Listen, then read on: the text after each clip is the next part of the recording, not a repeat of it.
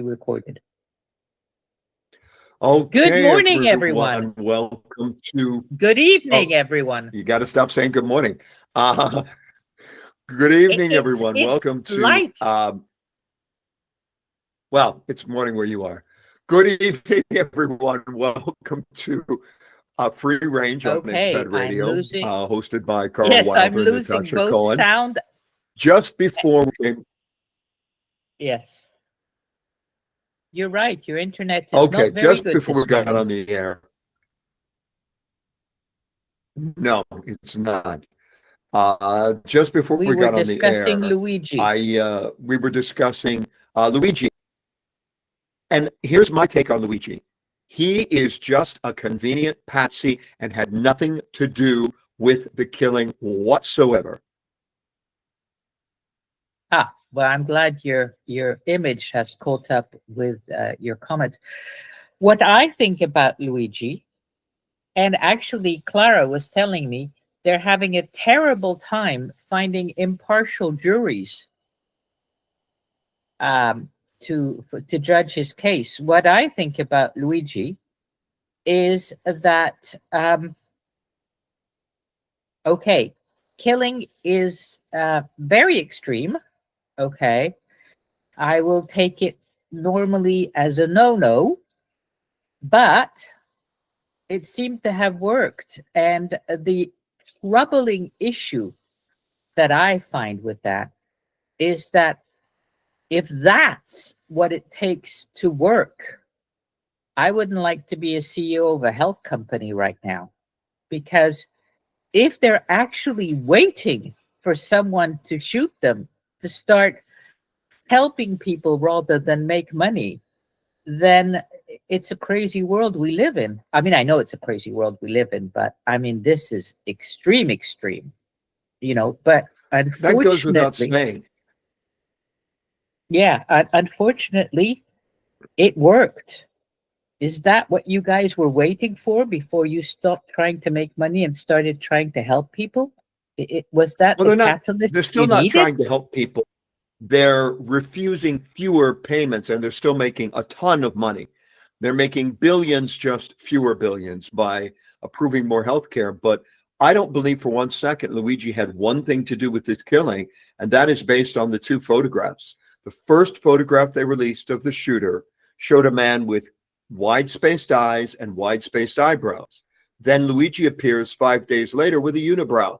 Impossible to grow one in 5 days. One of the two photos is fake, and the fact that they're claiming Luigi showed up with a manifesto, the weapon, and all of this BS in a McDonald's is absolutely ludicrous, because he's not an unintelligent person. Intelligent people do not carry around manifestos and weapons to go to McDonald's. I think he's just a convenient patsy. They wanted to make an arrest. They wanted to make a point. They wanted to make a show. He's pleading innocence. He's saying he has absolutely nothing to do with this, and the evidence is manufactured. Can I point out also, from a woman's point of view, if they were going to arrest someone, I mean, I'm not saying, but if they were going to arrest someone, it would really help if they had arrested an ugly guy, because Luigi is like young, handsome, Italian, charming. Yeah, that's an issue. And you are freezing. Maybe not for you, but from the female point of view. And I'm freezing. Oh, I'm sorry. Well, you have both frozen and your voice is gone. So. Wow. Okay. Well. Maybe I'm freezing because you're freezing.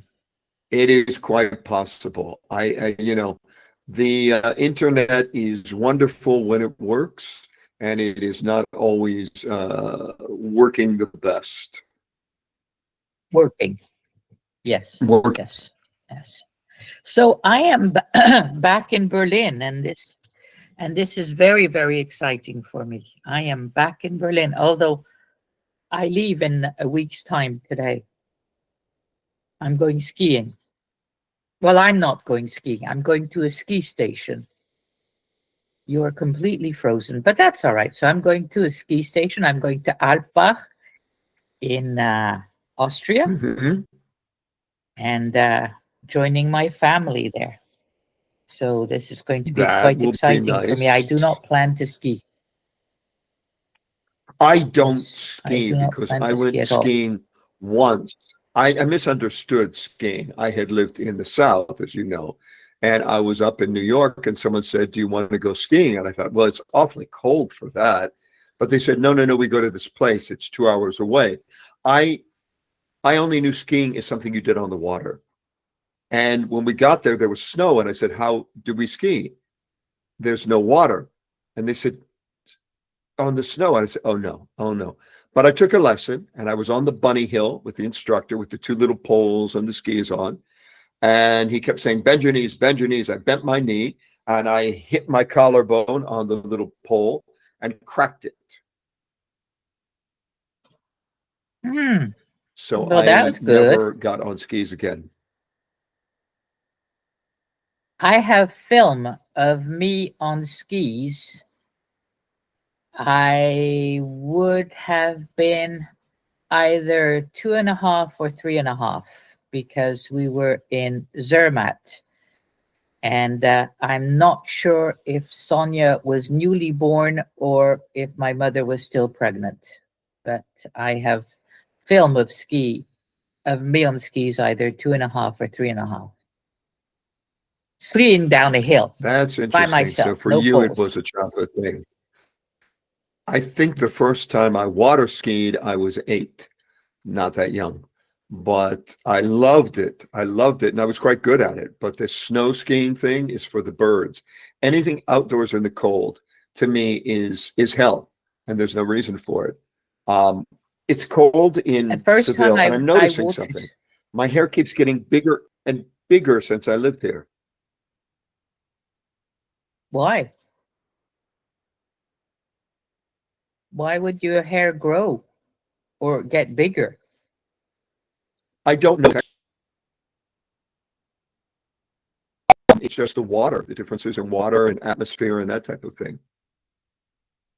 Yes, I noticed that it's different, definitely thicker on top.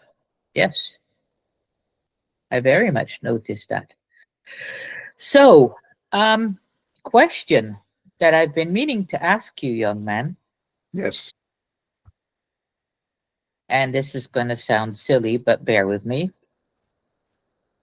Why are you coming back to Berlin again?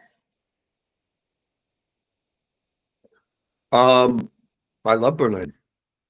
Yeah, I know you love Berlin, but you love Berlin from May to September. Correct. No, May to Uh, October. I'm okay with October, yes, you're usually. frozen again. May to October. Okay. Sometimes, Yeah. yes. Well, I May through October. Yeah. Um, so that's why I'm coming back. I don't want to move. I'm not interested in that. I have a great apartment, as you know, with a custom kitchen, and Yes. I can do so much there. I have no interest in moving, but I also have no interest in German winter. Yes, my only complaint I have, and apparently I missed it, but the only complaint I have about this winter in Berlin is that it's not cold enough, Yeah, you always which, say that, and I think you're insane. yes, exactly. But you see, on the way back, we stopped at the old west to east border around Magdeburg somewhere, and it was -4. It was a beautiful sun. There was about 8 inches to a foot of snow on the ground, and the cold was amazing. It was crisp, it was cold, it was wonderful. And I'm standing by the freeway, the motorway, and I loved it. And if it could be that here, it would be wonderful. Your idea of Oh, hell, that I would be do know. horrible. But Yeah, yeah. for those listening, it is 1 degree, one degree in Berlin right now. For the Americans, that would be 34 degrees. So to me, that is, as they say, colder than a witch's tit. Nah, I think witch's tit would probably be colder. But yeah, I mean, if you added a 10 and put a minus in front of it, that would be great for me. Yeah, if you added 30 and put a plus in front of it, that would be better. I like 30 Yeah. degrees, which for the Americans is 90 degrees. That is my favorite temperature, which is the temperature of the low heat sauna, the infrared saunas. So I've said this before, I could live in a sauna. That kind of heat doesn't oppress me, doesn't make me perspire, doesn't slow me down, none of it. Yeah. Oh, don't get me wrong. I love 30 degrees. Yes, I love the heat. But you see, I spent 10 years, well, I spent 15 years living out of California, and then I spent 10 years living in California. And the issue I found in California was I missed the seasons. There was no season.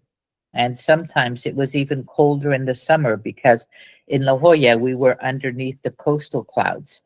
You had to drive about 5 miles in to get out from the coastal clouds. But I missed the seasons. And so now that I have the seasons, okay, I'm marginally older than 25 years old today. But now that I have the season, I really want a complete season from minus 25 to, or, minus 15 to plus 30. That's what I'm looking for. And we don't have that. Yeah, I'm not looking for that. I never want to see that. If it's possible to never spend another winter in the cold again, then I will do it. I'm not sure that my life will allow that to work, but I'm going to do my best. If World War III comes, I'll hunker down and just light a fire. But I Move to really California. like not experiencing brutal cold. I hate California. I hate the governor. I hate everything about that state. So no, I would never move there. There are other warm places that are not in the U.S. True. But, in California, there's no seasons. Southern California, of course. I lived in San Diego. So there's basically no seasons. Right. I'm And more as for Mexico the City than California. true, I don't think there's many seasons in Mexico City either, to be honest. No, winter is shorter days and about 10 degrees colder than summer. 10 degrees Fahrenheit, not Celsius. So it goes from 80 to 70 in the winter, and which is great. I have no issues with that. Sun most days. I like sun. Here it's very, very cold today. But January is the cold month in Spain, and then it gets February is spring. Yeah, no, we have to wait another April. Sometimes is spring. Late April, most of the time nowadays. Right, But which is whatever. why I'll see you in May. Explanation. Yeah. I know that April can be winter, it can be spring. We've even had summery days in April, but not many of them and not often. No, but we have absolutely. I Yeah. concur. My legs are killing me today, but that doesn't matter. Why? Why are my legs killing me? You'll have to ask them. My legs have been killing me for the last couple of days, and I don't know why. And it's my calf, not my thigh, so it doesn't make any sense. So the human body, what can Well, you do? I learned something really interesting. I chipped this tooth, and I've chipped this tooth many times, and it's been bonded. Bonding has lasted years, or in this case, a couple of months. The last bonding was done in Germany, and it fell off on a piece of bread. So I went to the dentist here and she said, you really, really need a crown. I had been avoiding the whole idea of a crown because I talked to urban dentist in Germany and it would have cost me 2,000 euro. And then had I gone to Poland, it would have been 1,000 euro. And that's just a big chunk of change. And I didn't even want to consider it. And I said, oh God, how much is a crown here? 300 euro? 300 euro. It's made in the same lab as my German crown would have been made, shipped the same way, fitted the same way, done exactly the same materials, 300 versus 2,000. Okay. So I'm going to get a crown. Very good. Yes. This tooth, Clara kept banging into it and breaking it. So they put a metal plaque behind it. And nobody's broken it since. I say this, but of course I have my great niece upstairs. She hasn't tried yet. And of course there's another one expected upstairs. So it may still be broken, or if not that one, the other one.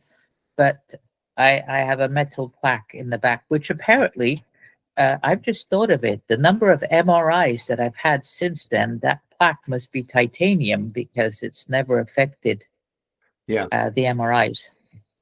Yeah, I'm. Well, all of my fake parts are titanium. Yeah, I was going to say. I mean, both you and I are half Wolverine. Although it wasn't No, titanium not that they much. used. For me, it's just 1 foot. And for me, it's just one bone. Yeah, well, half a bone. Yeah. Yeah, so we're not really half And half Wolverine. a tooth. And half We're a just- tooth. Well, half a tooth doesn't count for much. Sorry. So has Yes. Adam brought you breakfast this You morning? You had a good run there. Yes, he has. We have bread here that I'm not eating, and we have honey from Croatia that I am thoroughly enjoying. Look at the beautiful color. Now, I was going to say honey color, but it's indeed, almost like caramel. exactly. But it is. I thought you were giving up the sugar when you got back to Berlin. Well, do you know what, dear? It's funny you should say this, and you're right. But I started having butter on my bread, and it felt very heavy. And then I thought to myself, okay, my liver is not very good. What's better, butter or honey for my liver? Well, as you can well guess, it didn't take very long to get an answer to that. Obviously, butter is terrible for your liver. So I went back to honey. Really? Yeah. It's saturated fats. Now, I have PBC, primary biliary cholestasis, and not fatty, non-alcoholic fatty liver disease. So it does make a difference. But butter for your liver is absolutely terrible. There are oils or things like that that are okay, like non-saturated fats, but butter is like one of the biggest no-nos. Once you've removed alcohol, butter is the biggest no-no. So I thought, well, I'm reading that butter is not inherently bad for your liver, unless you have a pre-existing liver condition. Okay. yeah, And you do have exactly, one. exactly. And I do have one. So I thought about different things I could put on my bread. And the truth of the matter is, honey is good for your liver. It helps your liver. So I thought, Good. well, did you yeah. hear about the Danish butter that's destroyed? The Danish butter, that's what? Okay, you frozen. Destroyed. The Danish being put. No. Butter that's being destroyed. Why? Well, Lurpak was one of the first companies to accept Bill Gates' Boviar, which is this toxic chemical they're giving to cows to reduce farts. And apparently it puts cancer-causing compounds into butter. And people in the UK learned about this and they started boycotting it because they were the biggest importers was the UK, this Danish butter, and they kept dropping the prices, and finally all the Lidl, Tesco, all of these markets pulled it and destroyed it because they just can't sell it. No one will touch it. Yeah, no kidding. What I found very, very interesting in today's news or in this week's news was the fact that decades after stopping Red 3 in cosmetics because it was found to be cancer giving, so decades after stopping it in cosmetics, they have finally stopped it in foods. Because Yeah, they while still use it in food. fascinating, isn't it? They felt that Yeah, it I was mean, more the things that are in food. Yeah. Why would they? Why couldn't? I mean, why not? I mean, that particular Red 3, I think, has been banned in France since the 70s. I remember something like that before I left France. But how could you possibly remove it from cosmetics before you remove it from food? I mean, I don't want to be Because mean, in but the isn't one? US, they don't care how sick they make people with food because the same people who own the food companies own the drug companies. Let's give you diabetes, now we'll give you insulin or another drug. Let's give you this, and now we'll sell you that. It is the same companies, and they want you fat, sick, and nearly dead, inherently relying on them so that you become a slave to their system. But, you know, you have to think, how can you ban something in cosmetics because it's cancer giving and yet still feed the people for decades after that? I mean, I'm grabbing my phone here so Because that they I can. don't care. I They know, I don't know, I care that know, it's but cancer giving. Red 3 dye. Okay, there we go. US bans red dye number 3 from food, candy, and medicine. Okay, that's from the BBC. And it will okay, the dye has been used in a number of foods like maraschino cherries. Okay. And so here we go. Okay. It is now, the ban is a result of a petition filed in 2022. But listen to this.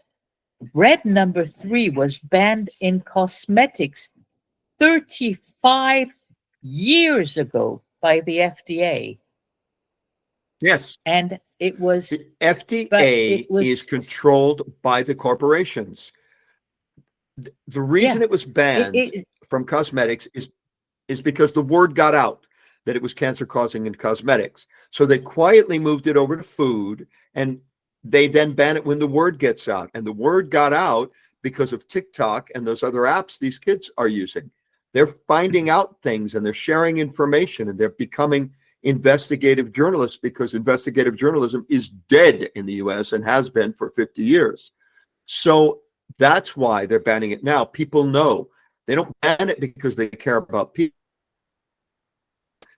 knowing what. So listen to this. Food manufacturers using red number 3 will have until January 2027 to reformulate their products, while drug manufacturer will have an extra year until January 2028 to adjust. Mm-hmm. This is crazy. So, hey, we've been using I say a cancer giving product. God knows how many cancer giving products there's in there, but a known cancer giving product we've banned it in cosmetics 35 years ago. But hey, you've been eating it for the last 35 years. And we know for the last 35 years that it gives you cancer. But we'll give them until 2027 and 2028 to get rid of it in the foods, even though, so that it'll be, 37 and 38 years that they have been literally, according to them, not according to me. It's not a one of those, what are they called? Weird theories. It self-admitting. Okay, the FDA says, yes, we've been feeding you cancer-giving Right. red 3 for the last 35 years, even though we knew 35 years ago it gives you cancer. So it, how many other things are there?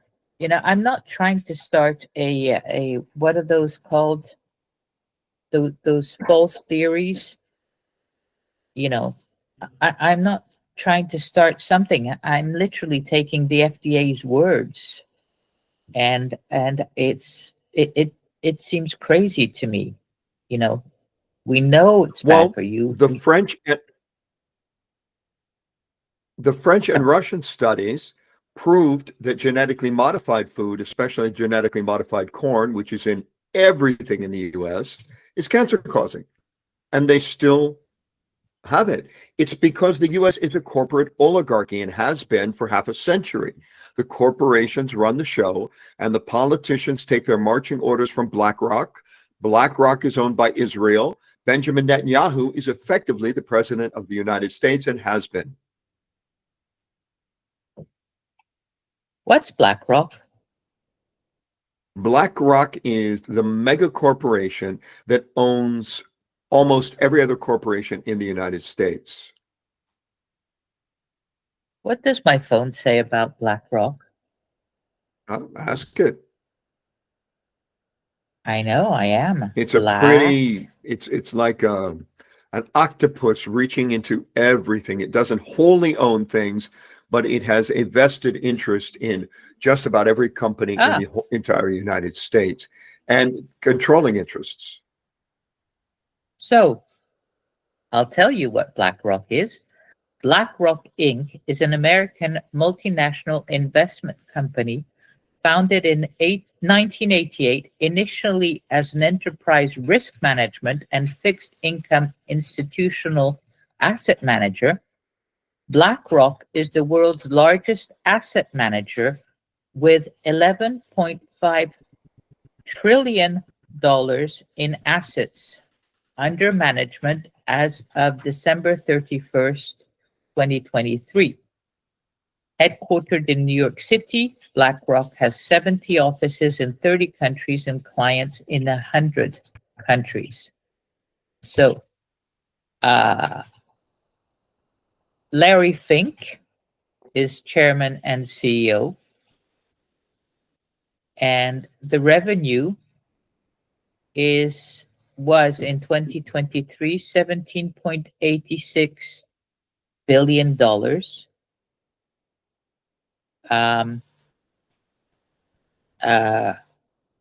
Subsidiaries is iShares Global Infrastructure Partners. Okay, so first time I hear of BlackRock. BlackRock, I've heard of BlackRock for years, and they're evil. well, BlackRock has sought to position itself as an industry leader in environmental, social, and governance consideration in investments. So they are telling you that they're looking to be environmental, but it has been criticized for investing in companies that are involved in fossil fuel and the arm industries. BlackRock has also received other criticism for investing in the People's Liberation Army and getting involved in the conflict between the Chinese government and theocratic right claimants. The company has also faced criticism for its close ties with the Federal Reserve during the COVID-19 crisis. Ha! Interesting. Yeah. Here's one for you. You just said something that you said fossil fuels. Did you know there's Yes. absolutely no evidence whatsoever that oil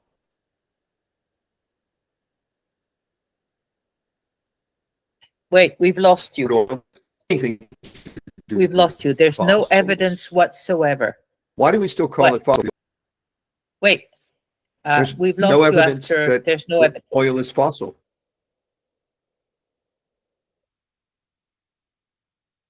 Well, actually, don't look at me because I've always favored two things: uh, fuel from the sun, the wind, the water. Okay, I forgot what it's called. I'm not totally awake yet. And nuclear. I am a fan of nuclear energy when it is rigidly controlled and monitored so there's no leaks or problems. Yes, nuclear energy makes the most sense of any energy because we know windmills are great, but they kill a lot of birds and other wildlife. There's problems with solar in that they take up lots and lots of land that can be farmed, whereas a nuclear energy doesn't take as much space and the waste is actually incredibly minimal if you do it correctly. And I like it. I think France has a good nuclear program. Germany abandoned it after what happened in Russia, and that was a mistake. They should have inspected, double checked, triple checked, secured their facilities, and kept going. We pay a fortune for energy in Germany because the US blew up the pipeline to Russia, and we don't have nuclear energy. So we're buying Russian gas from India. It's being shipped to India and then shipped to Germany. It's the most ridiculous system on earth, just not to hurt the feelings of the We're losing you. Americans Yeah. by rebuilding the No, we're pipeline. losing you, dear. Okay. Well, we lost you. Fix the internet. Sorry about that. I once read that that if we put solar panel on a very small portion of the Sahara Desert, it would produce enough electricity to power the entire planet. That may be true. So the question comes to mind, why don't we? Well, we don't control the Sahara Desert. Yeah, but well, other people do. I mean, But the people who do have a vested interest in oil. Well, not all of them. Most of them. But we should be able to do so. And if not the Sahara Desert, there's loads of deserts all over the world. I'm pretty sure Arizona the Atacama Desert deserts, and doesn't have. Yeah, Arizona. You're absolutely right. I was California, in Arizona. outside of Palm Springs. There are deserts everywhere that we could be utilizing. Instead, for whatever idiotic reason, they tend to utilize what should be farmland for solar panels instead of deserts. Makes no sense. Indeed. But somebody's making money from it. Yeah, that's the issue, isn't it? It always goes down to money. And it's somebody's making money. But I understand the concept of wanting to make money, of course, but there's a limit. I mean, I was thinking if I were to win the Euro Million, because I tend to play when it's above 100 million. If it's under 100, one ticket, I don't buy loads of tickets. I buy one ticket, when it goes over 100 million, because under it's, I don't feel it's worth the 2.2.5 pounds that I have to put into it. Sorry, I have a frog in my throat, and it seems to be very happy there. It's put up curtains and flower pots and everything. Anyway, but even, even when you get to 10 million something pounds, euros, it starts to feel like monopoly money, you know? Once past 10 million, once you get to 10 million, not that I'm ever going to get to 10 million, but you can definitely have almost whatever house you want, and you're sure going to be leaving money to your children. So I don't understand why, okay, let's be generous. I don't understand why people would need more than 50 million euros, pounds, dollars. They don't. And here's an interesting study.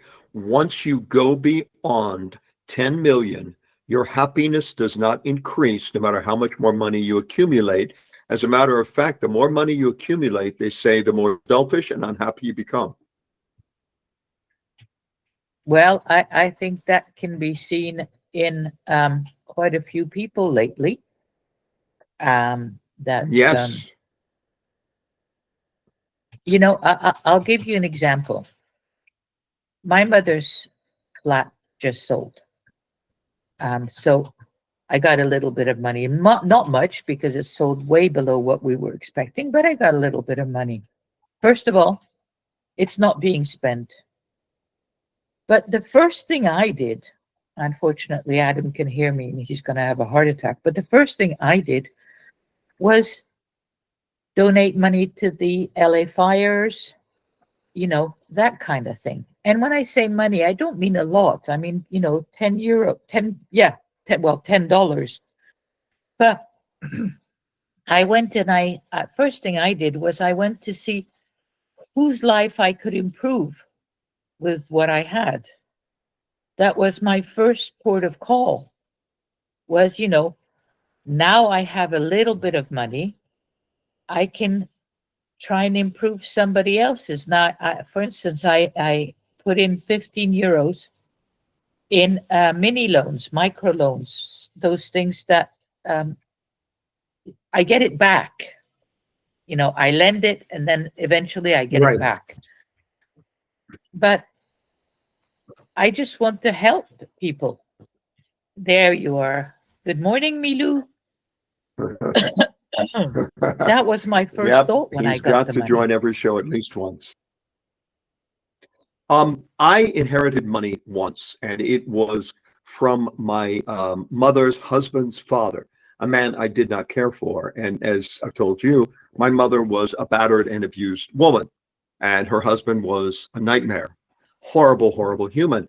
And I kind of wanted nothing to do with the family, and I inherited $5,000 from him.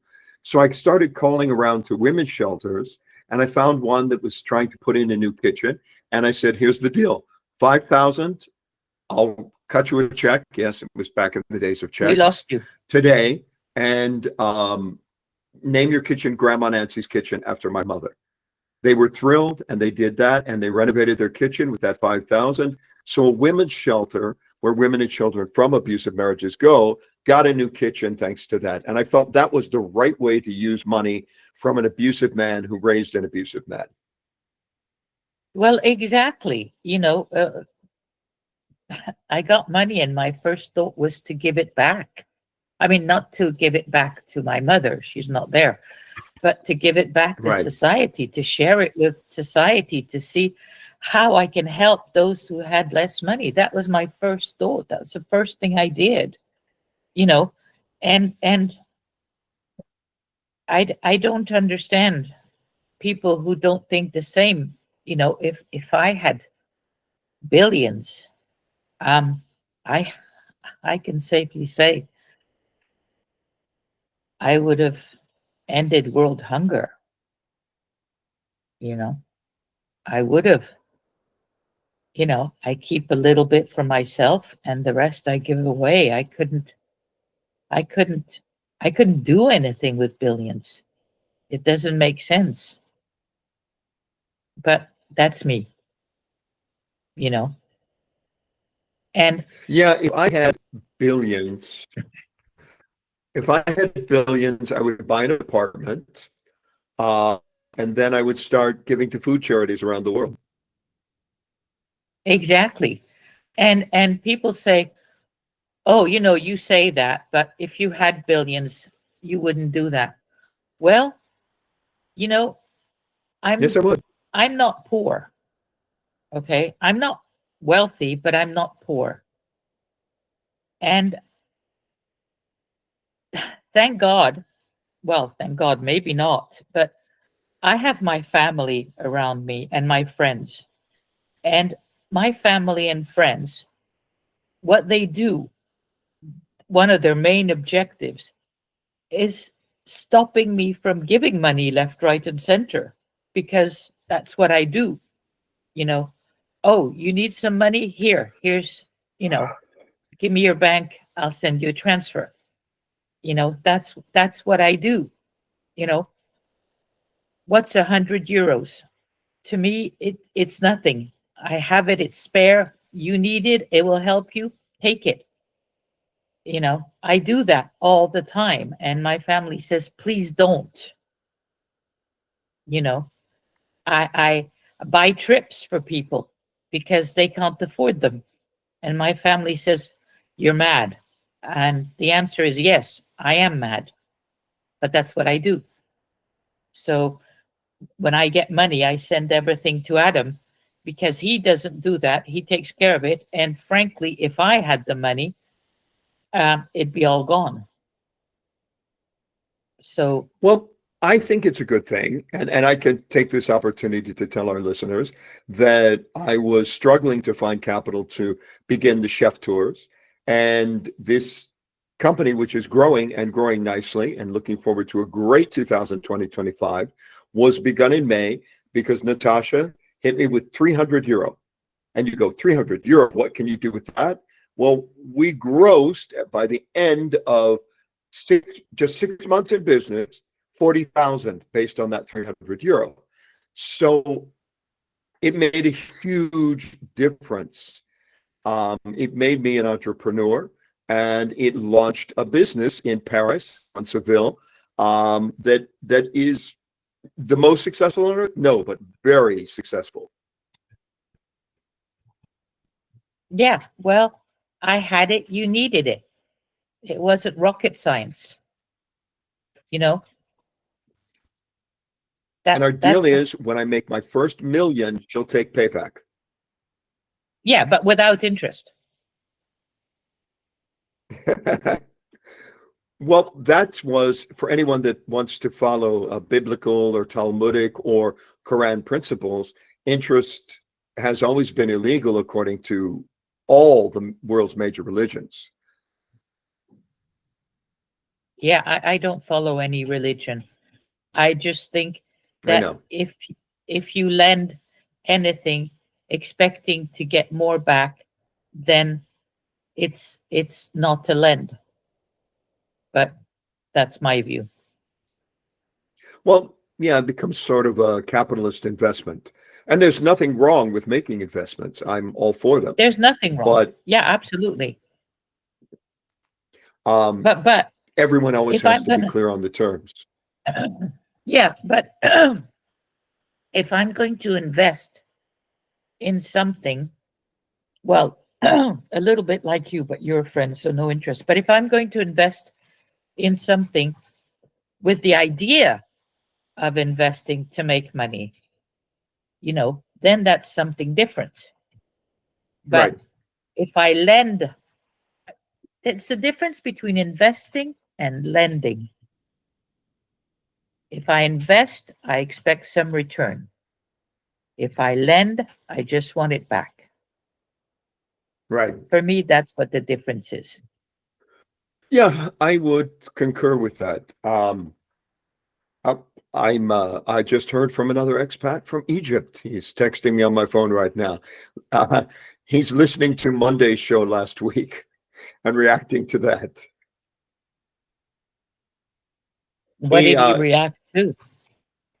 uh, I didn't take the time to read his text, but oh, he reacted to Milu. Yes, Uh, I don't know. Oh, the cat's on the bed. yeah, this guy.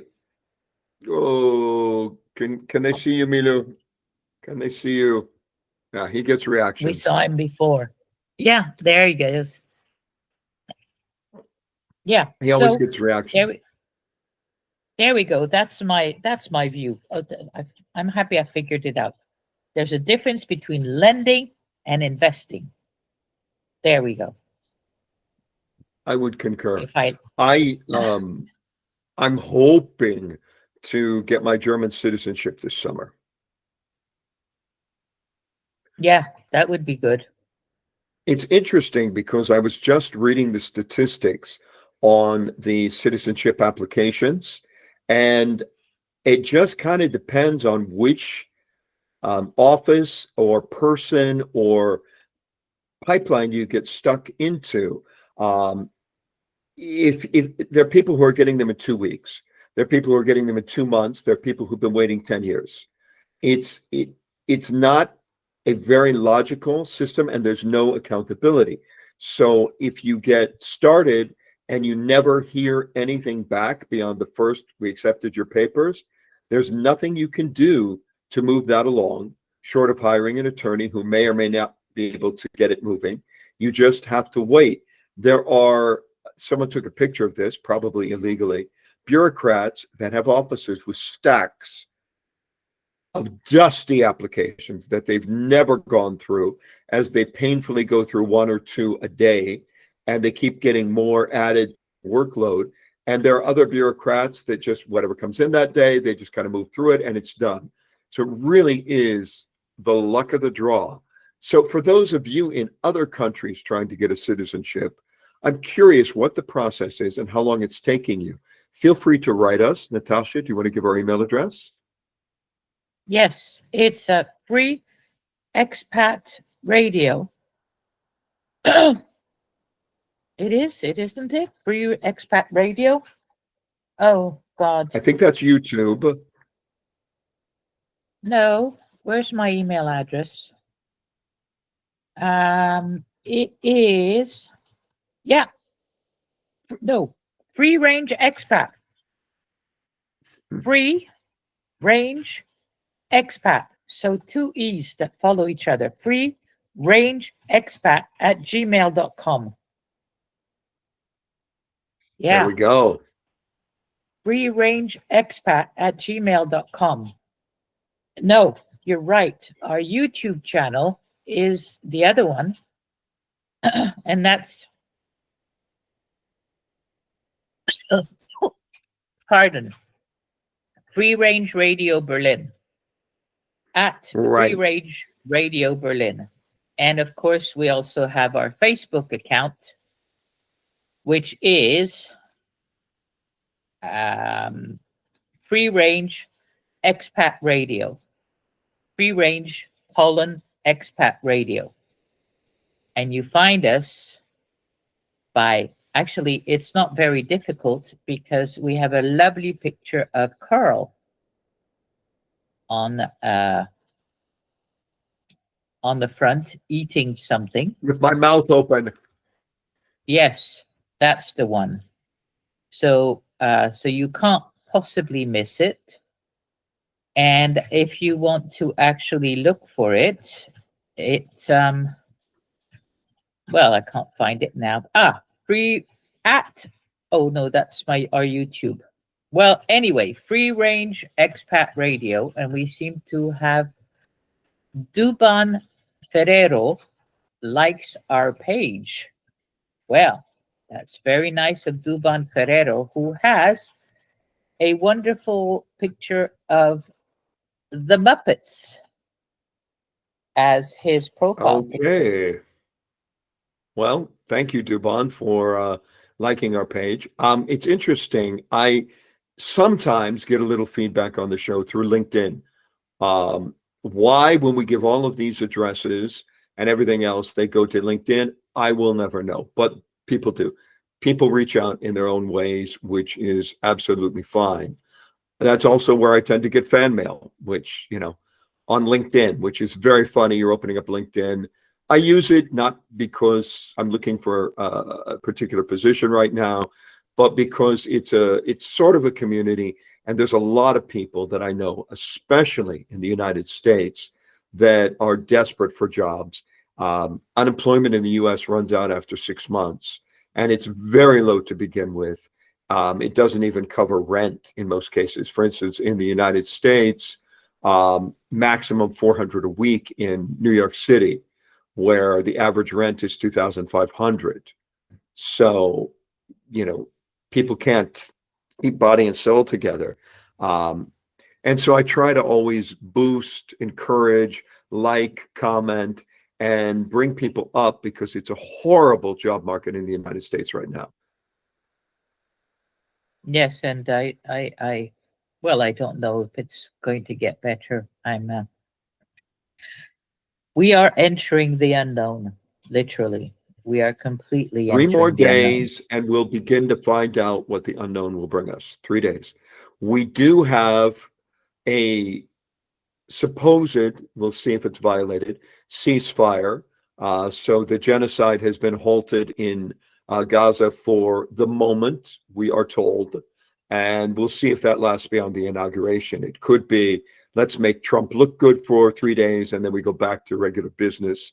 There's no ceasefire between the Soviets and the Ukrainians, and the U.S. is still continuously bombing 6 countries in the world for no particular reason other than oil. 3 days. We are the 17th. Oh, yes, we are the 17th. So the 17th is today, the 17th of January. It is my aunt, Tanya. If you're listening, Tanya, happy birthday. Tanya is 92 today and doing great, by the way. If you could see Tanya, you'd be surprised to find out she's 92. You'd be surprised to find out she's even in her 80s, let alone in her 90s. So today is Aunt Tanya's 92nd birthday, obviously the matriarch of the Buyas family, but also her, oh my gosh, how do we get to it? Her great, I don't know how many greats, grandnephew, Vincent Buyas, the last of the Buyas name after 6 sons, is being born right now in a hospital in Dusseldorf. So it is an Very important day nice. for the Buyas family. Yes, because my grandfather had 5 brothers. Okay. And so there were 6 sons.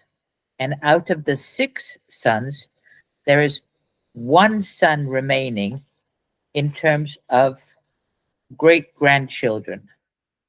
So there is only 1 boy that went son, son, son, son. Everybody else at some point had a daughter, and in theory lost the Buyas name.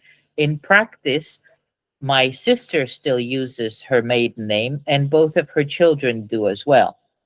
So should my nephew Casper, for instance, or my niece Anna ever have children, if they keep the Buyas name, then it can continue down that line. But well, Casper would adopt. Casper's always said he would adopt.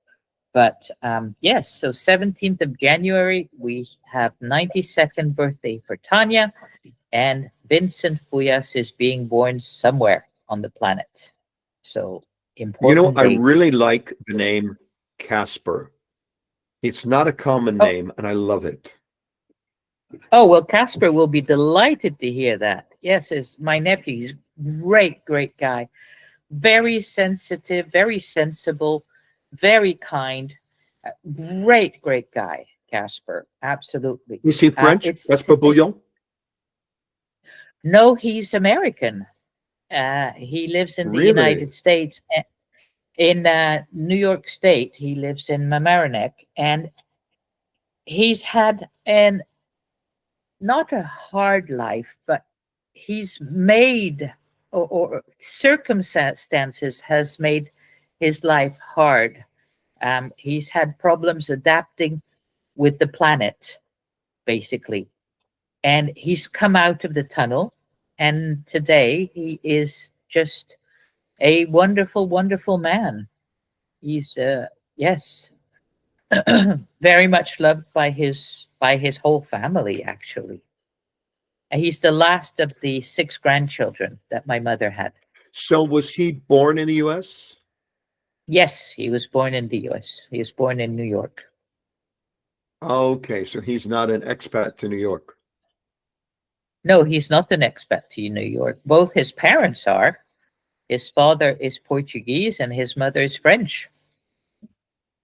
What country has the highest fees associated with becoming an expat or an immigrant, and the highest fees involved in citizenship? Do you know? No, do you? The United States. Well, that is a complete surprise. Not. Number 2, you've got to know number 2. What, UK? No. Yep. Yeah. Number 2 is the UK. Do you know I the cheapest? became a Spain, No, Germany. no. Although Germany was not terribly expensive. I have no idea. Russia. Portugal, Russia. Russia. Oh, gee, yeah, yeah, really. Surprise there. I became a British citizen in 1992, I think, or sorry, in 1996, I Right. think. So I It was has still a gone French up citizen. significantly in cost since 1996. I'm sure. I was told that it went up about 3,000% based on those numbers. 2,000. I don't remember, but I don't remember it being anything that I would remember, if you see what I mean. You know, it didn't. Yeah, from beginning to end, you'll pay about £13,000 now in the UK.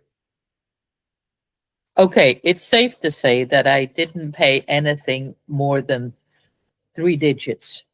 Okay, that is a certainty that I did not pay more than 3 digits, let Yeah, alone it's gone 5. up. Even now, for instance, I was offered a job and turned it down. It was ridiculously low pay, and they weren't willing to sponsor. They offered me a job in the UK, said you'd have to apply through this portal to get the visa. And I looked into it before they told me that the pay was too low to consider for the UK. I couldn't move there on what they were offering. I couldn't even afford food and rent on the same time. But I looked at the costs, and just to apply with no guarantee of approval, just to apply, you spend a few £100. Wow. Okay. Very interesting. Well, since I'm British and French, or mostly since I'm French, actually, the EU is entirely open to me. I'm also Swiss, so Switzerland's also open to me. Oh, But nice. yes, yes, I have Swiss citizenship from my grandfather. I went to open an account with online notaries yesterday. Oh boy. To notarize, no, to register Lycra in Germany. Okay. And in order to do that, I had to have an European ID card. I thought, whatever, I'll get a European ID card. Well, they deem that France is not safe enough to have a European ID card. The IDs, the French IDs that I have, are not considered valid enough. So there's only a handful of countries that you can apply to get a European ID card. And you have Croatia, you have Lithuania, you have Romania, Poland, well, all the Eastern countries, and some of the Western countries, but somehow France.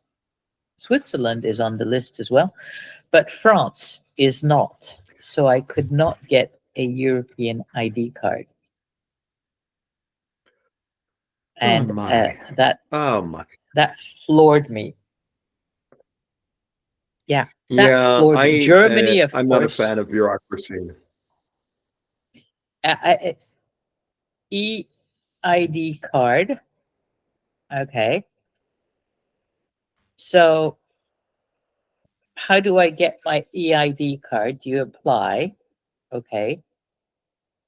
But it will not allow EID card France.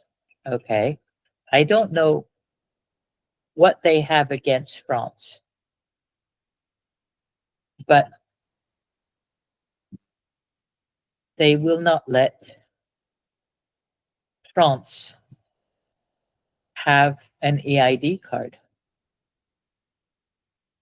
It is unbelievable. There's so many ridiculous and contradictory things. Did I ever tell you about my getting a liquor license in New Orleans? No. When I went to get my liquor license for the country club, I sat down and read all the regulations. The city gave you the beer and wine license, and the state gave you the hard alcohol license. Okay. So on the bottom of the city application, it says you must be approved and have in hand the state license before applying for the city. On the bottom of the application for the state license, it says you must be approved and have in hand the city license to apply for the state. Well, that's a catch-22 if I ever heard one. So I went down to City Hall where the city and the state desks were side by side for the liquor departments. And I said, how do I resolve this? And one of the women looked at me completely deadpan and she said, if you give each of us 100 reasons, I bet we could stamp them at the same time and end your query. Take that worry off your forehead.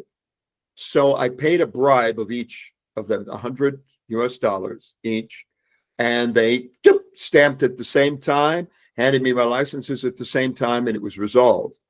I almost wonder if it wasn't created that way in order to keep the bribery system intact, which is very much intact in New Orleans. I hear from business owners down there. It's you can't get a kitchen approved unless you pay a bribe. You can't get anything done without a bribe.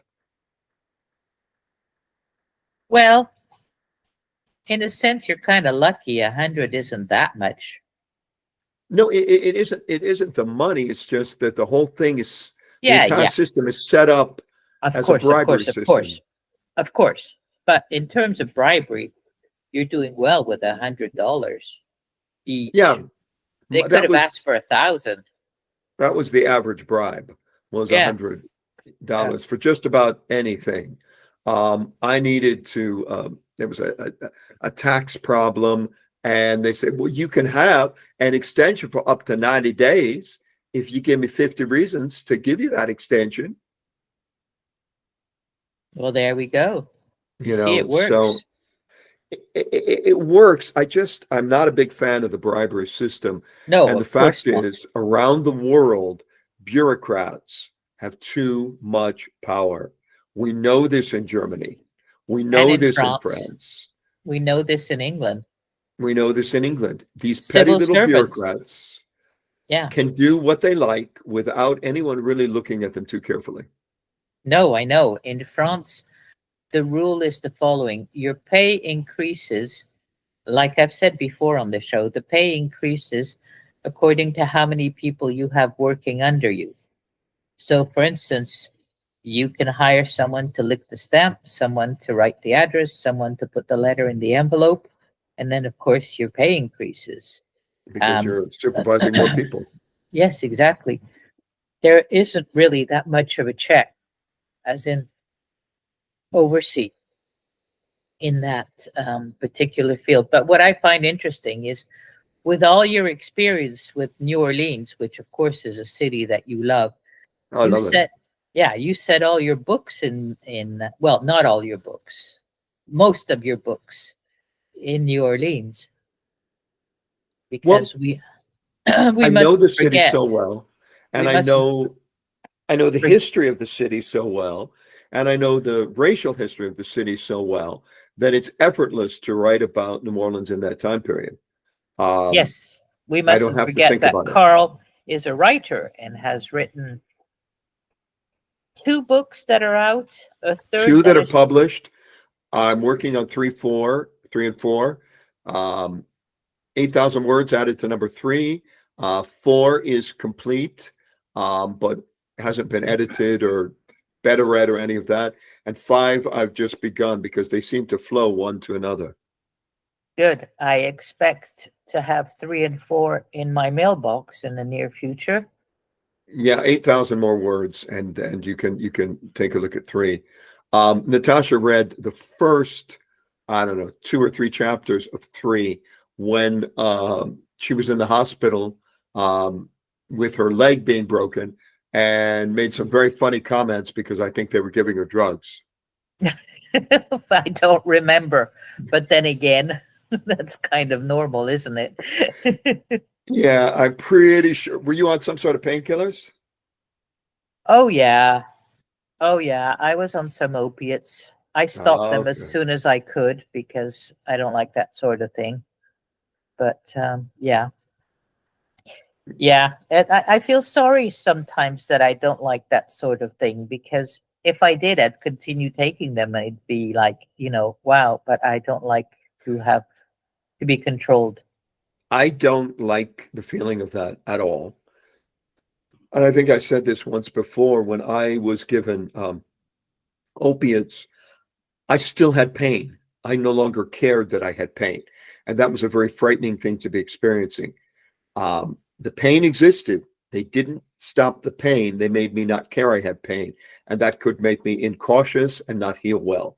So I stopped them after the first day. Yes, exactly. You have to be careful with that sort of thing. But that's the reason I stopped smoking. Um, that's one of the reasons I stopped sugar, and like I mean, I'm still on painkillers today, but then again, it's because they're needed. But no, I don't like to be controlled. I don't like to have my mind controlled by things. No, and it really does control your mind. Yeah. It really does. It does something very strange to your brain that I find very unpleasant, but clearly millions of people find incredibly pleasant. Indeed. Indeed. Yes. You know, Elon Musk wants to put Neuralink into everybody's brains, and I don't know how he's going to pull that off. Well, from what I can see, there's at least one family he won't be touching. Mine. Mine. Indeed.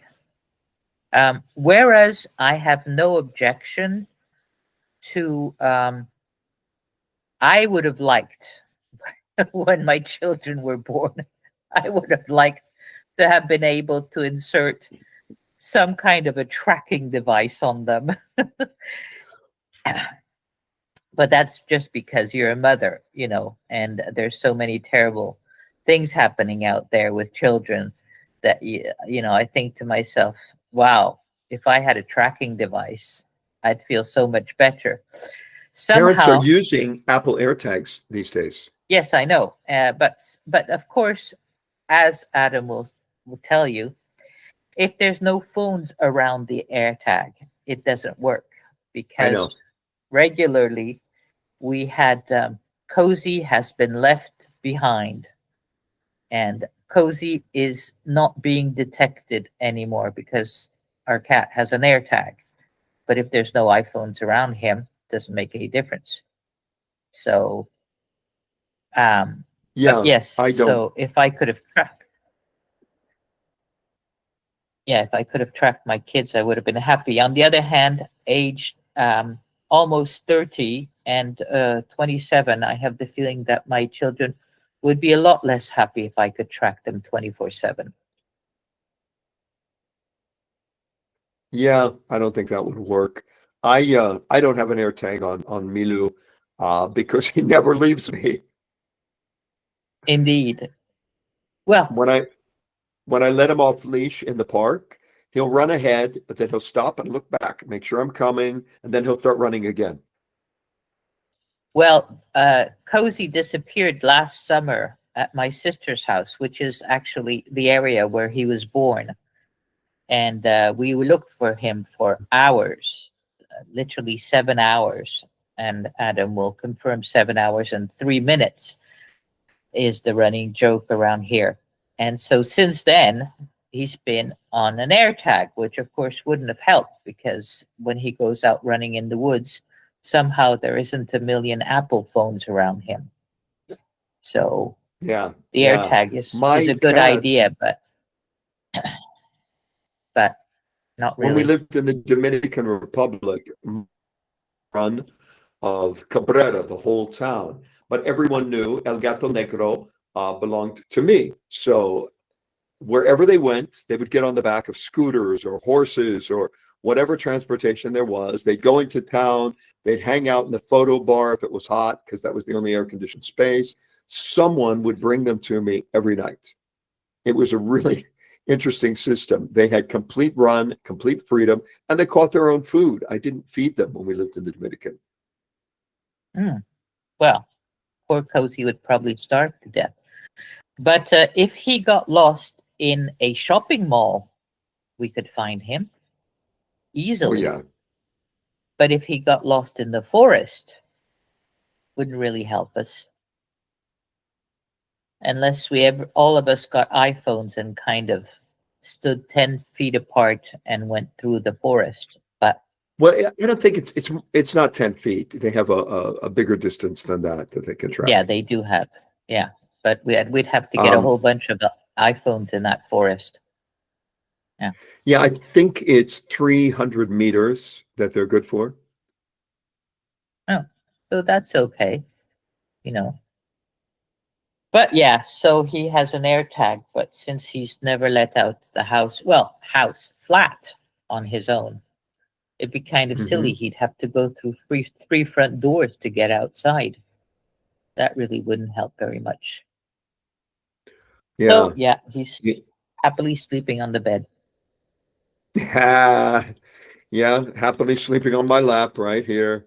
Um, it's funny. There's a comfortable bed with a big cushy comforter. He's got a big pillow on the floor with a nice covering. He's got all these places, and he would rather be on my lap. I'm bony and skinny and awkward, and I move around a lot, and he'd rather be here than all of his comfortable spots. Well, to be fair, he's lying on my robe, not on the bed. I mean, on the bed on my robe, but he's not lying on. He likes whatever I've been wearing. Somehow, it has my smell. Yeah, So, I don't have a yeah. robe, so Milu does not have that option. He gets socks or nothing. Well, it probably has more of your smell. Yeah, it probably does. We have been talking for an hour and 15 minutes, and I realized that next week, after the 20th, we will have more to talk about the young man arriving in 3 days. But Oh, yes. I feel that we haven't really covered much in terms of politics this show. We can dive right in. Yes. Did you see the I journalist learned. got arrested yesterday in the U.S.? No, I missed that. There was Blinken was giving a press conference and he started asking an uncomfortable question. Oh, I see. I And saw that. I saw so that, but I they only saw sent a the picture. police. Yeah, I saw a picture, but I didn't know why. Go ahead. Okay. So why? They sent the police and they literally lifted him up out of his seat and arrested him for asking questions that the administration was not comfortable answering. So I say to people in the U.S. who are worried that Trump will usher in fascism, you have it. You've had it for a long time. You live under a fascist corporate oligarchy. Trump can't make it any, well, Trump could make it worse, but you have it. You should have been afraid of getting it under Biden because you have it. It's very obvious you have it. The world is talking about you. And there's a new, I think it's called Red Map or Red something. Have you read about this app? No. They were threatening to take TikTok away from people. So all of these young Americans, whom I'm developing great admiration for, got on this Chinese app and started talking to people in China and realizing that everything they've been told about China is a lie.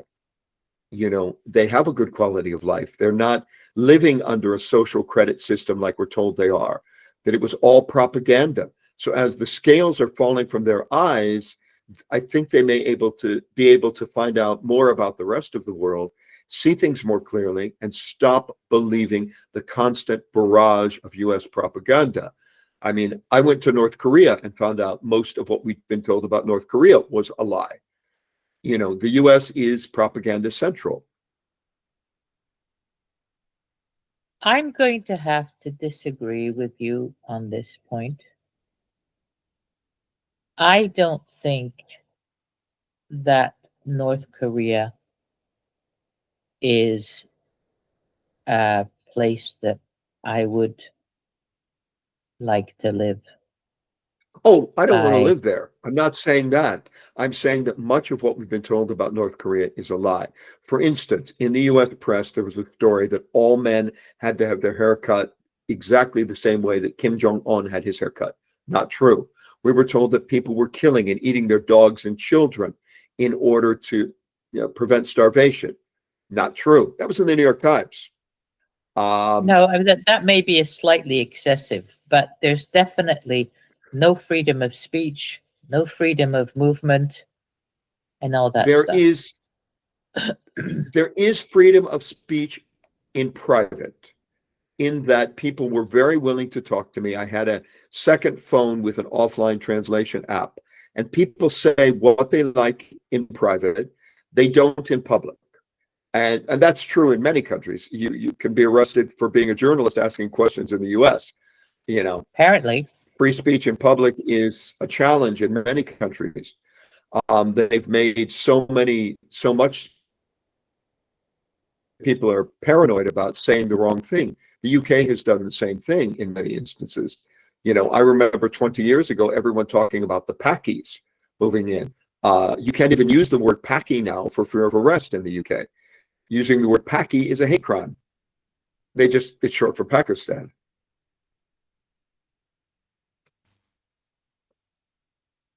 that's a bit silly. So North Korea is not a place I want to live. Kim Jong-un is a dictator. That I'm not disputing. It's the propaganda about how people live and how families are and what they believe and what they think and what they do. They are breaking the rules right and left. They've got ways of communicating with people in China, getting to the border. They have cell phones and they get that connection. So the individual citizens are living their lives as normally as possible. They're not starving to death. It's the same situation that they had when I visited Moscow when I was young. They don't have choice. They have food, not choice. They get rice aid from China frequently because they don't grow enough rice for their population. So China ships over rice, and South Korea sometimes ships over rice, but they grow a lot of vegetables. They have a lot of goat.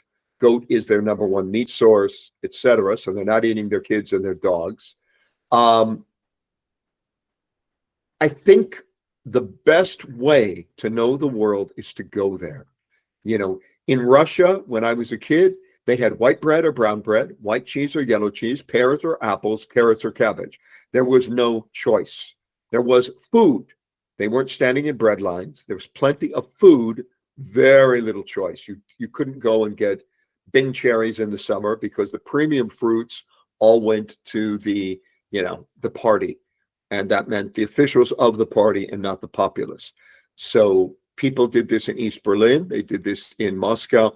They would carry around a bag with them all the time, just in case they stumbled upon something rare and precious, because food has a shelf life. I learned that the black market had everything. But when those oranges are about to expire, they might take them and put them in the front of the market where they would disappear in 5 minutes, because they don't want to get nothing for their black market items when they don't sell. So that was the worry bag, I think it was called, people would carry for when something appeared. And that was true in East Berlin as well. There was a lot of food, very little choice. Yeah. Well, in other words, places that I don't really like at all. But there are places that I will not visit because I'm a woman. And those are Saudi Arabia? Yeah, definitely. Bless you, dear little one. Look at Excuse that. me. You startled Milu. I But yeah. was had some sort of virus yesterday that was miserable. Today is better. Oh, good. I'm glad to hear that, dear. Yeah, so very much better. But yeah, there are places that I won't visit because I'm a woman indeed. And, I couldn't, well, I couldn't. I mean, I could, but, when my brother was teaching in Saudi Arabia, his wife never went to visit. They met in Morocco. I can see that. Yeah. I have been to Saudi Arabia on a job. And for me, There's it no was problem. interesting. I There's no wouldn't issue say at it's no all. problem. You have to be careful about everything you do, say, eat, drink, how you do, what you do. So I wouldn't say there's no problem. But as a man, it's doable. As a woman, I would not go near it. Precisely.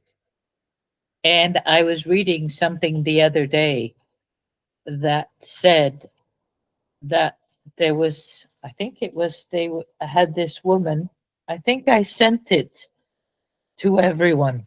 And I thought, humor, interesting. Pardon me.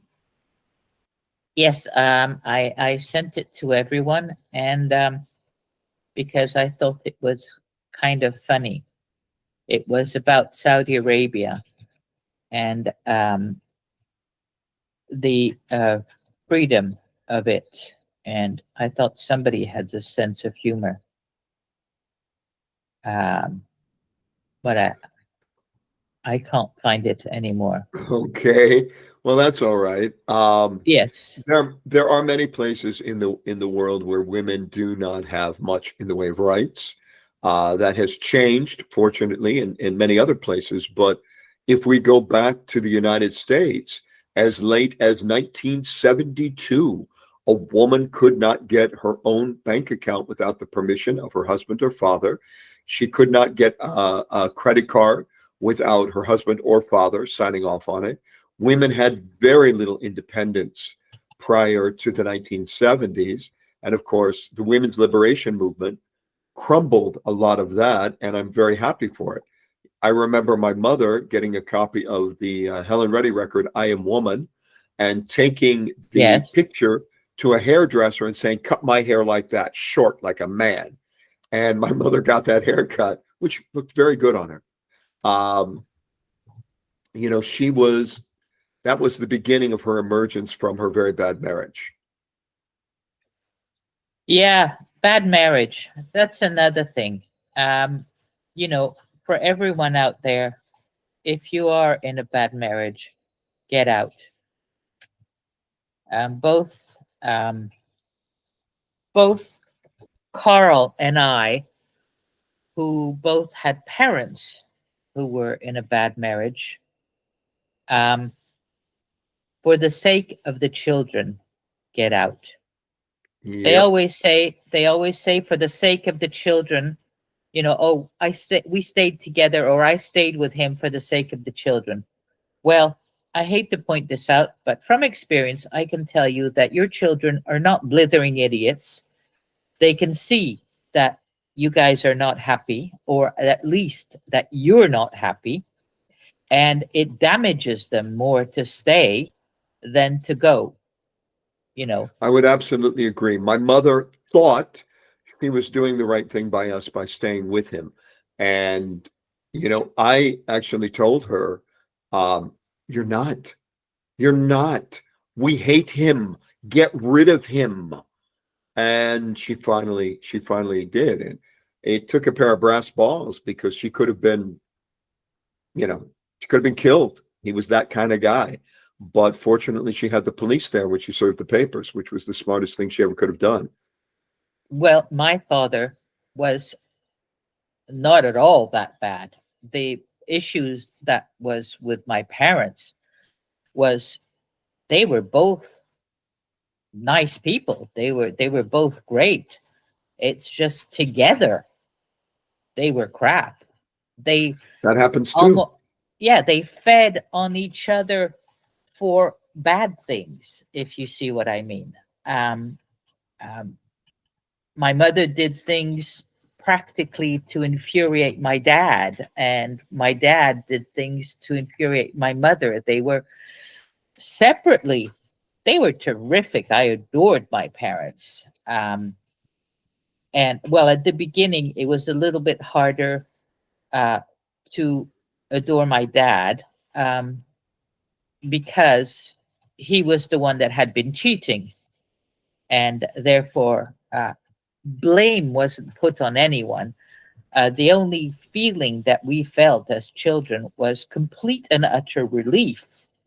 You know, we when they finally got divorced, we were 21, 18, and 15, and relief was literally the only thing we felt. The only thing we felt as children. There was no blame. Sometimes there is, like in Carl's situation. So when there is blame, yeah, it's fine to give the blame. But sometimes there isn't any And blame. I learned something about the German bureaucracy, which is, I don't know if this is true everywhere, but it's worth investigating. If you are in a marriage and part of your goal is to get citizenship, or, Oh, we've lost you a stay for bit. papers, and it turns bad, or the person you married, is using you for some reason, Okay, under the law we in Germany. missed all of that. So could we try it again? Okay, so say you marry the man of your dreams, you live in America, you move to Berlin, and he turns into an abusive asshole after 2 years, which is usually the honeymoon period for men of this type. You can leave that marriage and you do not lose any of your rights towards citizenship or anything else in Germany. Oh boy, was it important for you to repeat that, let me tell you, because we didn't hear any of that the first time around, and that is very important.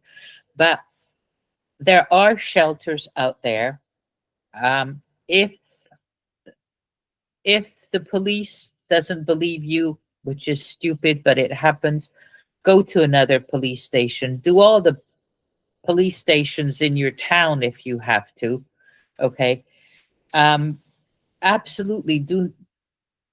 There are shelters. If you can't go to the police, call the shelter. I just read something about a woman who was on an in an emergency call center, and she just got rewarded because she got a phone call, and the woman on the other line, in the emergency number, and the woman on the line says, "I'd like to order a pizza, please." And that woman said, "You do know this is the emergency center?" And the woman said, "Yes, I do." And she says, "Okay, are you in danger? Just answer yes or no." "Yes." And she says, "Is he going to attack you or the children. If it's you, ask for pepperoni. If it's the children, ask for cheese. And she said pepperoni, and so on and so forth. And the woman said, I've dispatched the police. We can't stay very long or else it's going to look suspicious. You know, I already know your address, but what size pizza? You know, she just did the whole thing, you know. She asked the right questions. Yeah. She asked all the right questions. And yes, they should be taught that if you call the emergency number and ask to order a pizza, it's a sign. It's a little bit like we were talking. I don't remember if we were talking about it. It's like going to a bar and asking to see Angela. And that should be worldwide. Ask the Yeah, bartender I to see agree. Angela. If you need help, there should be codes that, you know, allow you to get help. And that emergency worker did the right thing. Some of them do, some of them just hang up on you. Exactly, And exactly. And that's the that should be problem. universal. And that should be universal. If you call asking the emergency number, asking to order a pizza, duh, Or you know, anything else. If you call the emergency number and say, can you make a prescription delivery, whatever it is, because maybe the abusers will learn that pizza is the code word. So it should yes, be exactly. anything. If you call emergency and you ask them to deliver anything, they should start doing that. Yes. And there are people who are smart enough to figure that out, but there's also emergency workers that just hang up the phone. I remember a friend of mine who was, he ultimately died from a heart attack, but not this first heart attack. And he called emergency and he said, I think I'm having a heart attack. She said, what are your symptoms? And he told her, she said, sounds like a panic attack. And she hung up the phone. This was in New York. Well, that's good. Great. Terrific. She just hung up on him. He was having a heart attack. He called me because I had a car and I lived in the building. I got him to the hospital, and the triage nurse said, if it ain't bleeding, it ain't leading. And I said, he's having a heart attack. You don't know that. What are you, a doctor? And I said, he's having a heart attack. And I finally just went into the emergency area, past the doors that said no entry, and shouted and got this Filipino nurse to come running out. And he took him in and said, you know, he started issuing the orders. He told me to go wait.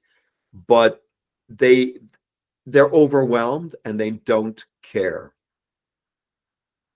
Well, they don't care. It's a big word. Some of them are better than others, but I think by definition they care. I don't. Some of them I are, think a lot of them just don't care. no, I think it some of them.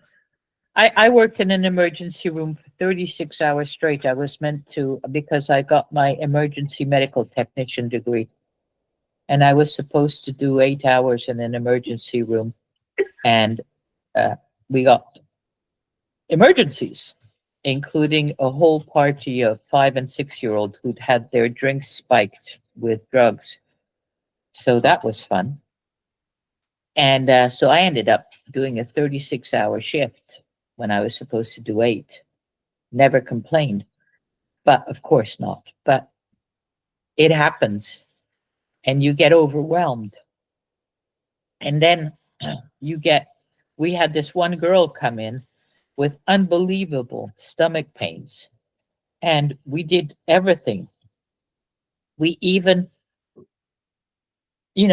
checked if she had bleeding in her stomach by inserting water and having it come out. And if it's bloody, then Right. there's an issue, and everything. And we worked on ages on her. And then finally she farted and felt so much better. So, wasted time when at the same time there were tons of kids that really needed doctors. Wasted time, but at the same time, you didn't know that it was gas. And so No. without knowing that, you did the right thing. I used to work at Of Harlem course. Hospital. I was in charge of the diabetes program. We had a chef, teaching them people how to cook, how to use the flavors and foods they were familiar with, and do them in ways that were better for their conditions. And I know for a fact that many of workers in the emergency room had gotten to the point where they no longer cared, and they openly admitted it. They said, I don't care if half these people die. I'm tired of it. I hate this job. They really were beyond the point of burnout. You cared for 36 hours, but there were a lot of people moved around in jobs because they had so many complaints about the emergency room, especially the triage nurse. And they went and talked to them. They said, we don't care. We're done. You know, it's alcoholics, it's drug addicts. We don't know who's who. We can't tell who needs help. We just done with it. We hate them all. And so they started rotating other nurses into triage and found that by having a nurse work 40 hours in triage, 40 hours on the floor, 40 hours in another department, that they then did care because they were still on their game. But if you kept a triage nurse in emergency for more than 3 months, they were done. It burns them out. Yeah. Yeah, no, it kind of makes sense because, yes, indeed, you know, a lot of people do go to the emergency room. And I think that's one of the reasons that we have problems in the UK with the NHS. A lot of people will go to the emergency room for nothing, you know. Yeah. They bang their legs and they have a bruise, so they go to the emergency room. Now, you know, you don't need to do that. And stuff like that. I mean, it's true that the system is also very much abused. But so in the I UK, think they've in tried the to EU, open, less abused. yes, but in the UK, they've tried to open these centers that are like A&Es, but for, you know, these clinics where you can go if you have a little Urgent boo-boo. care. Yeah, you know, but I don't know. Well, there's no way we will figure out how to combat that, you know, how to fight that, how to make it work. We are talking about humans after all, and yeah, they're not very good. Well, the reason so many humans in the US go to the emergency room is that there is a law that it's often not followed, that the emergency room must stabilize you before releasing you. So if you are dealing with something really critical, they have to stabilize you before releasing you, whether or not you have insurance. But what we have been finding, and if you are, you know, a regular on X or now at Twitter X, you will see people consistently wheeled out of the emergency room and dumped on the street.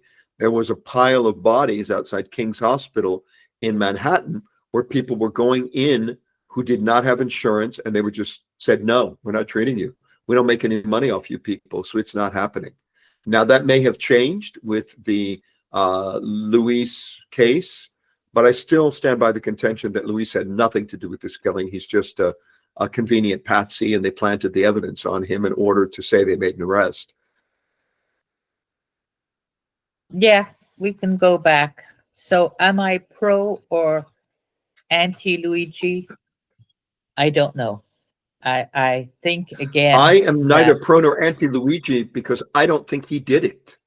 He is saying, and his but attorney is saying, he's innocent, absolutely innocent.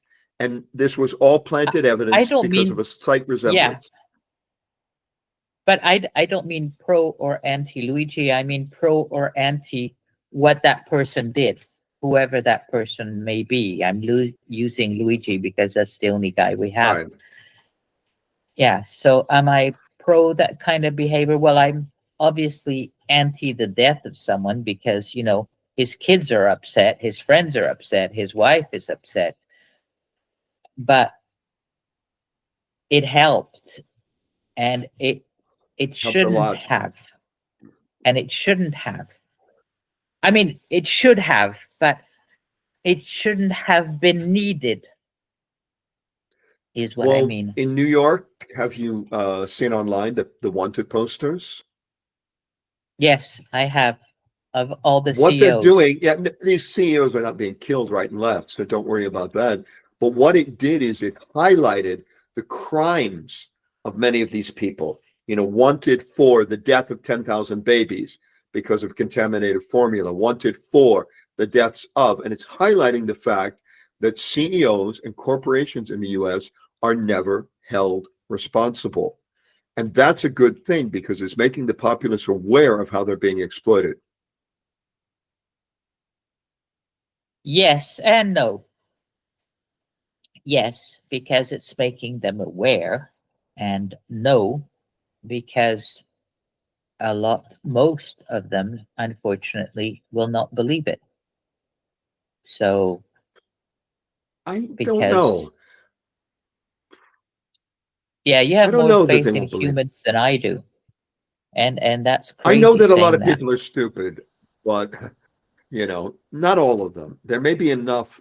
And I found that the really stupid people follow other people. So if the really stupid people who don't get it, if their mother or their brother or their auntie does get it and says, this, then they may go, okay, and just kind of follow along blindly.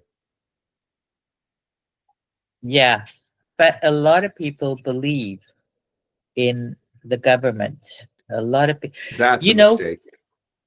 yeah, but it was like my mom, and I'm sure your mom, the older generation, which is if somebody in authority said it, it must be true. Not my mom.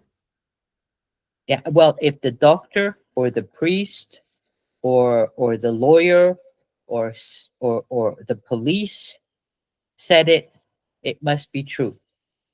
Not my mom. Well, then you're lucky because definitely my mom. Well, not the government, but if police, doctor, something like that. My mother did place a little too much trust in the Lutheran Church. That was her only falling. But if it was the government, the police, anything like that, she said, I'm not trusting them. Doctors, she did not go near doctors for about 100 years. She didn't want anything to do with them. They just want to give me drugs and I don't want to take drugs. So there.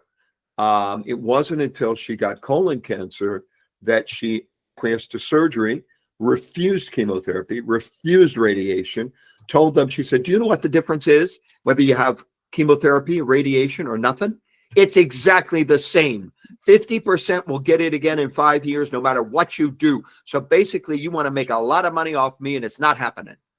She's been that kind of person her whole life. So I was raised not to trust authority. Well, I never trusted authority, but I certainly was raised with someone who did believe in authority. I'll tell you that much.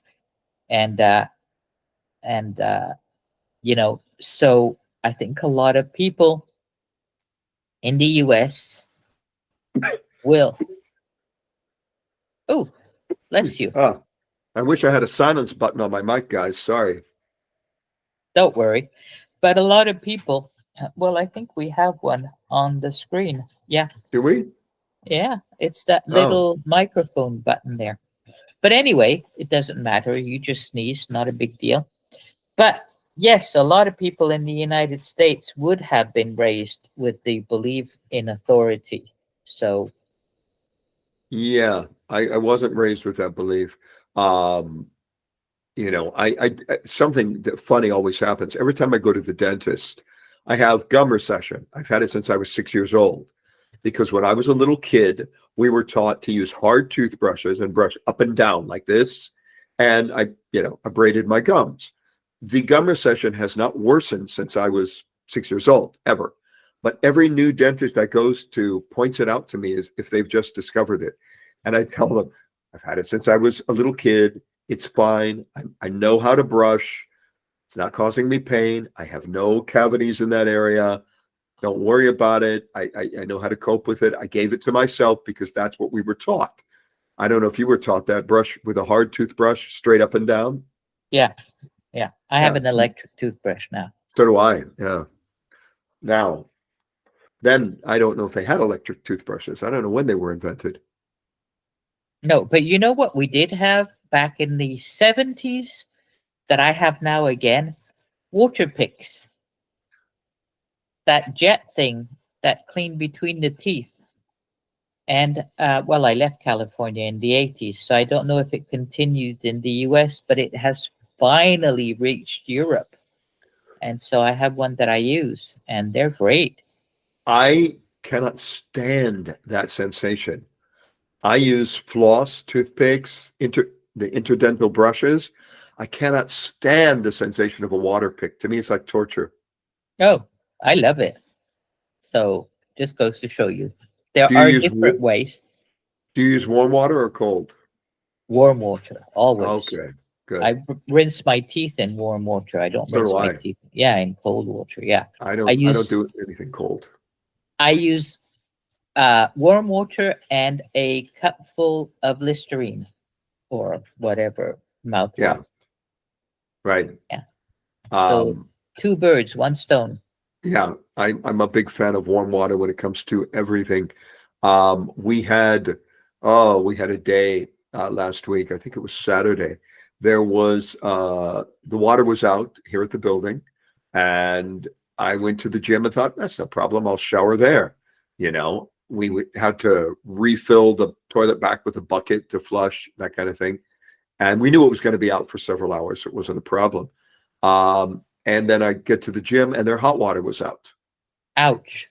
So I had to wait until I think 8 p.m. before we got water service again and I was able to shower. I thought, I'm just not going to take a cold shower. I'm not suffering through that. It's No, not like I'm covered with bacteria that's causing an enormous funk. It's only been a day. exactly. No, I totally agree with you. No, the only time I remember taking a cold shower and surviving it nicely was when I was in Thailand and it was like 35 degrees outside. And in the place I was in, the TT guest house, didn't have hot water, but it Uh-huh. was so hot that a cool shower felt nice. But no, I'm not a fan of cold In the shower. Philippines, when I was staying there was no hot water heater. We had to wait until the sun warmed the water. So I would shower at 12:30 every day because the sun would have warmed the water by then. Um, Exactly. and that's another place where you flush the toilet with a bucket. Yes, yes. Ah, well, but it's nice to visit these places. I think going to Africa. I mean, I'm you're sitting here in Seville. I'm sitting here in Berlin, and it's hard to come to terms with the fact that there are still places in the world where people live in mud huts. Oh yeah, oh yeah. I have been to these places, including India many years ago, and visited a town where it was wood and tin shacks. Yeah, exactly. No indoor plumbing at all. You know, rainwater is your source of water. I know, and it's crazy to think that you know, and it's not that they don't have the means, because a lot of times these places, especially in Africa, have mines and different things. So it's not that they don't have the means. It's just that the level of corruption is so high Yeah, that the money never makes it down to people who have that is correct. no water, no electricity, and mud huts. They just don't care. I think I told you about visiting northern Romania in 1990, I think it was. It wasn't connected by the rail system then, the north of the country. And I rented a horse in Hungary in order to visit the original Vlad the Impaler's castle, not the Disney version that they give to the tourists. And I rode for 3 days, kind of with a compass and a map and hoping I would find something. And I had dried fruits and all these, food and water. And the horse was packed until I finally got to a village in northern Romania where I was the oddest sight they had ever seen in their lives because they'd never had a tourist, they'd never had an American, and I ended up staying for a while in this town because, you know, we figured each other out very slowly. Io ho parlato Italiano and I'd studied Latin. It's a Latin-based language. We could eventually understand each other. It was the most wonderful place because it was 600 years ago. If you Wanted a rabbit, you shot the rabbit. If you wanted a chicken, you cut its head off. Everybody had a communal kitchen that was wood burning, so people didn't have kitchens in their homes. They all went to the same place and cooked their meals together, and then ate at this big dining hall where they homebrewed beer and homebrewed wine. It was a public bathhouse fed by hot springs. Men had 4 days a week, women had 3 days a week. It was the most wonderful, remarkable, fascinating way of life for me to discover that now that it's been hooked up by trains and they've, redone the infrastructure, they have electricity, I'm sure it doesn't exist anymore, but they No, were I'm using sure. animals for transit, and they would walk about 4 miles occasionally, the younger people in the village, to see American action movies on the big screen. And their big question for me was, if you have so much money and you live in fancy high-rise apartments and you have fast cars, why are you always shooting each other? We could ask that today. We can. It was Yeah. a good question. And the other question I got was, why do older women turn their faces into death masks before they are ready to die? Death mask. Yes. Nicole Kidman currently. They didn't understand plastic surgery. And I tried to explain it, again, slowly. No conversation was fast. And they said, but they don't look young. They look dead. Yes, indeed. Huh. Good question. All of these good questions. So they had the image, and they weren't wrong, that the United States was a very brutal, violent society that had no respect for women. They're not entirely wrong, to be fair. They're not wrong. They're not No. wrong. Whereas they were a very peaceful society, because when you live in a small village in northern Romania and everybody has a role in the society, then you rely on your friends and neighbors. The blacksmith is important. The man who ran the bathhouse is important. Everybody that does every function was seen as important and valued in society. And everybody had a function. Everybody was farming or helping with the wine or the beer production, and they sold things by the road in the larger town, excess eggs, excess meat, things like that, in order to get cash only for movies, because in the village they didn't use money. It was all barter. It was all taking care of everyone. Yeah. It'd be weird if society worked like that today.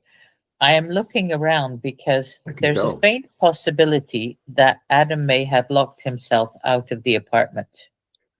Oh my goodness. Will he So ring the doorbell? I heard knocking on the door a little bit earlier. But to be honest, if he goes to Penelope, Penelope has the keys. So Okay, so he'll be okay. yes. But yes, and anyway, we only have about Couple more 5 minutes minutes. left. Not Yeah. even 5, 4. Oh, well, there we go. Yeah.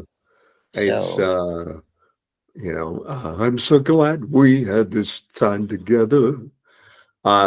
Still my favorite theme song of anyone's. what was it? Cal Burnett's theme song. Oh, yes, of course. I'm so silly. I'm so glad we had this time together to have a laugh or sing a song. Mm. Was my absolute favorite show growing up. Joan Plowright just died today. First Maggie and now Joan. Yeah. Oh, Oh, is Adam Adam is still? here. No, Adam Okay. is here, so I'm guessing he wasn't locked out. Okay. I loved Joan Plowright. Did you see the documentary Tea with Dames? No, I didn't. And I think you which would enjoy James? that. Which It James? had Judi Dench, Maggie Smith, Joan Plowright, all just having tea and conversation, then having champagne and conversation about their lives as they got older, what it was like, what they were doing. Maggie talked about her sudden fame appearing in the Harry Potter movies, and how she'd gone through life largely unmolested, except by me in one famous incident. And then all these kids would run up to her because of Harry Potter, and it made her famous. And she wasn't sure how she felt about that, because she'd always been, in her mind, a working actress, and suddenly she was a famous actress. Wow. I've known of Maggie Smith. I can't remember a time I didn't know of Maggie Smith. I've known of Maggie Smith too, but we're not little kids running up to her on the street. Well, believe me, if I had seen Maggie Smith on the street, I would have run up to her. I mean, I remember her California Suite, which was such. Oh, brilliant! Need I say more? Need I say more? Brilliant film on every level. Yeah. So yeah, I mean that's how far back go. That's how far back I go, and even that I saw that actually recently. I think you mentioned this once before, like Day of the Jackal, Day of the Jackal, Day of the Jackal, and I finally went and watched it. I'm terrible at movies. I catch up when people tell me about them. I just downloaded something by Pedro Almodovar because I'm trying to watch things in Spanish and listen carefully, to try to understand. Which one? That's a tough question. It's one of his early ones, a comedy, Women on the Verge of a Nervous Breakdown. Oh, that one. Yes. Yeah. I hear it's brilliant. My best friend's husband did the special effects. Okay. He did most of the special effects for Pedro Almodovar. Okay. Jean-Baptiste Bonito. I've seen a lot of his films, and I haven't seen this one because it kind of is, I don't know, 70s, maybe 80s. I'm not sure. 80s, yeah. 80s. It's an old one, but I'm trying to watch things in Spanish. I finished 2 seasons of a Spanish TV show called Money Heist. They have a good one, something about crossing the Atlantic on Netflix. That's a good one. I'll send it to you in a minute because I think our you'll have to send it off because we are now saying good night to all of you in the UK and beyond. Yes, good night, everybody, or good morning, or hello, whichever part of the world you're listening from or watching us from. So, and it's good night from